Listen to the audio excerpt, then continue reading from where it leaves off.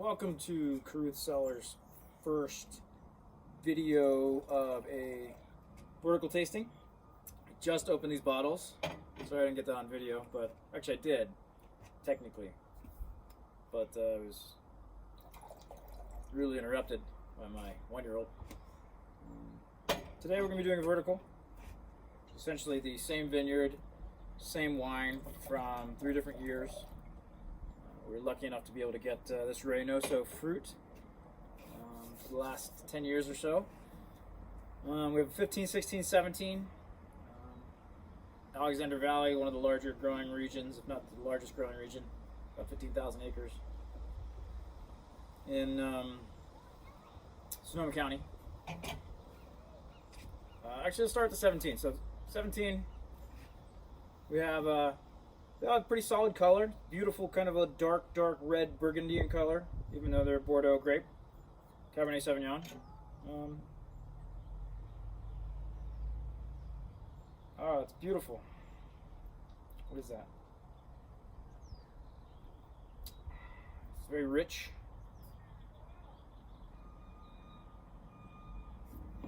Actually, kind of get some like eucalyptus leaf.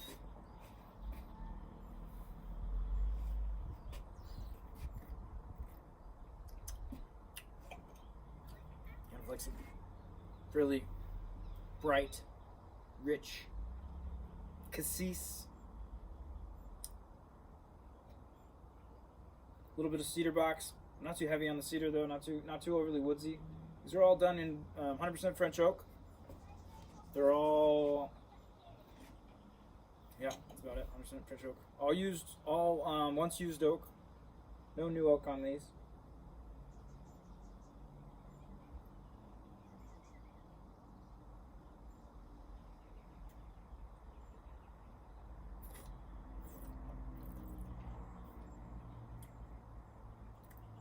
All fairly tannic.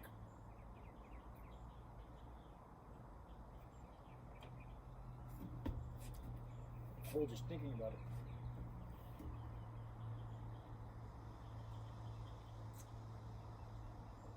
One of the things with the vertical it's kind of fun to see is that all these grapes came from the same vineyard. They're just different years.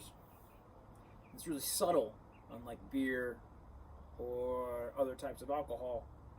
The subtlety is more in the year, in the soil, and what that particular year gave you. 17 was a fairly difficult year, actually. There was fires that year, so a lot of the fruit needed to be picked a little early. Luckily, these grapes were taken off ahead of time.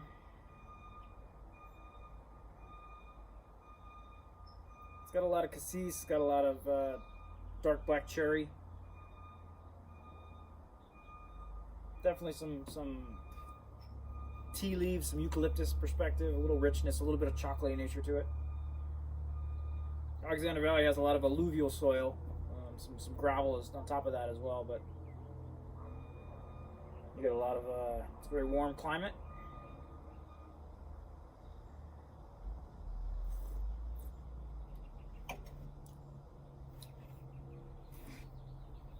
Blackberry rich.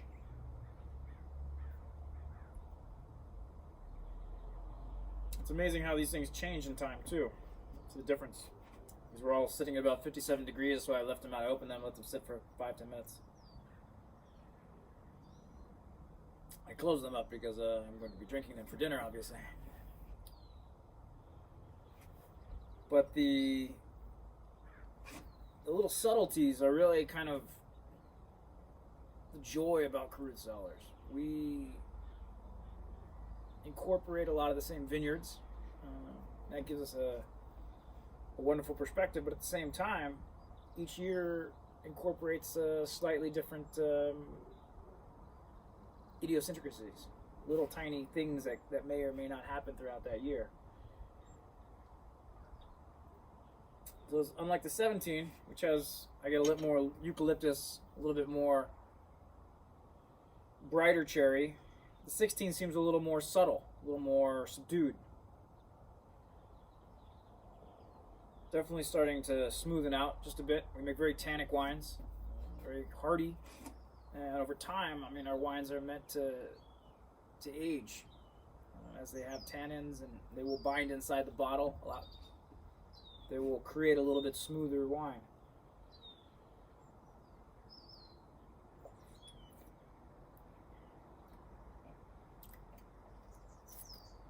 You can see the similarities in the vineyard, but the 16 is further along. It's been sitting in the bottle now, 16, 17, 18, 2 years.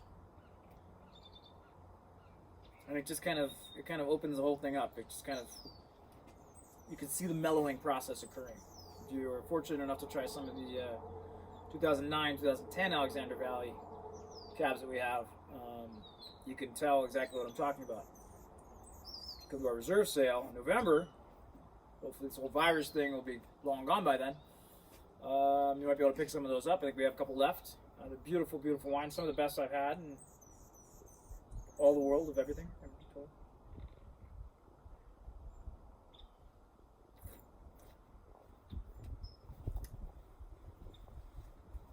Yes, you can definitely tell the progression of how the years go.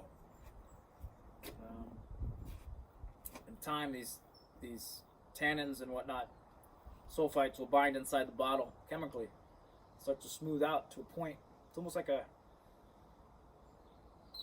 pyramid, where they start off sometimes a little sharp, sometimes a little overly tannic, over bitey, and as those things start to bind inside the bottle, they start to mellow out, smoothness to a point where there's zero free SO2 sulfites in the bottle and very little tannic nature left because it's all bound down. Sometimes you open that bottle, it's 20, 30 years old, and you see the inside of the glass is stained and the sediment is sitting at the bottom.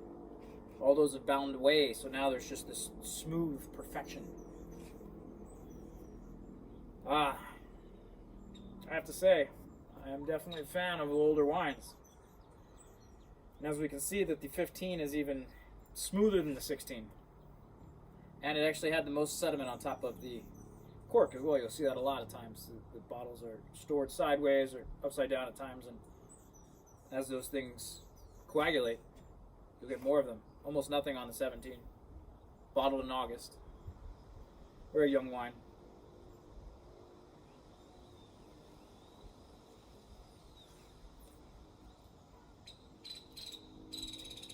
You definitely can see the similarity amongst these wines. All from the same alluvial soil, all from the same vineyard, yet each year gives it a little bit of subtle differences. I still kind of get a eucalyptusy perspective, but much more opening of the cedar box, a little bit of like black licorice. And those are all just things to help describe the wine, something that you could help tell somebody else what the wine is about. But really, it's up to you. It's up to you to dissect it yourself. And that's the fun part about being able to do something like this. Get your family members and your friends. Well, I don't get too many friends. Or just, have them yell at you from 6 feet away because we're distancing nowadays. But talk about the wines. That's what's so fun and awesome about wine as a whole, is that it's not just a conversation piece, although it is a tremendous conversation piece. It's kind of like life. As it grows and changes over time, everybody gets a little something different. Everybody's character changes. When you open up that 75 bottle of Chateau Lafite, also a Bordeaux wine, you can see like what was going on in that year. You could see how it's changed over time if you had the fortunate ability to try it in the 80s and the 90s. These wines you can be held for 10 years plus, for sure. And will only get better in the first decade. It's just kind of like, now it's growing a little bit. It's changing even more so. It's becoming a little, almost like nutmegging, almost like baking spices that are starting to come out of these wines.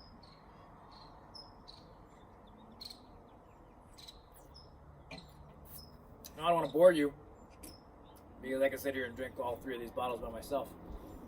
Although that would be quite comical, I have to say. I'll be tan as nobody's business. Oh, by the way, this is my backyard. Welcome. This is good old Escondido, looking out over at Orfila Vineyards over there. Our friends.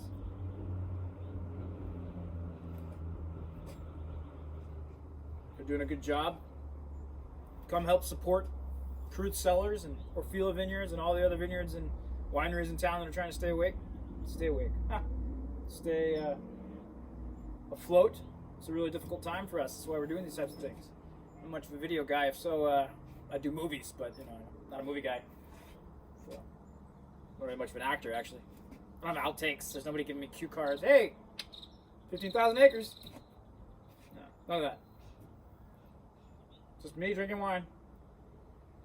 Showing you the vertical. 16's coming into nature, and then we got the 17 here. Bright. Almost Bing Cherry-esque. Just lovely.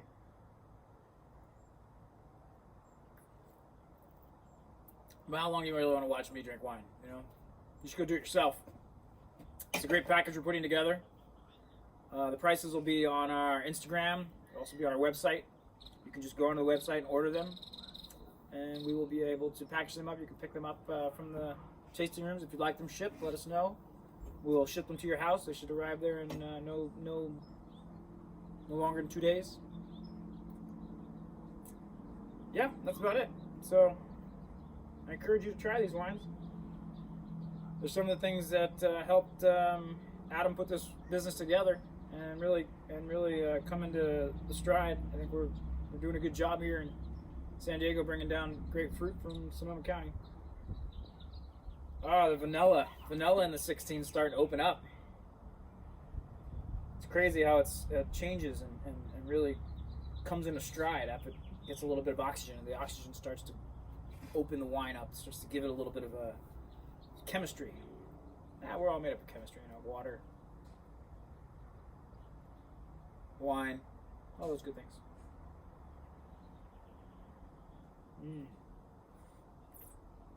So I suggest you make some Italian food tonight while you're at home, your family, your friends that are 6 feet away, and dig into this flight. Dig into this beautiful Alexander Valley Cab. A couple other things about Alexander Valley. I know some of the Silver Oak was a very famous vineyard that's over there. They are growing amazing Cabernet grapes. It's a very similar perspective to the Bordeaux region.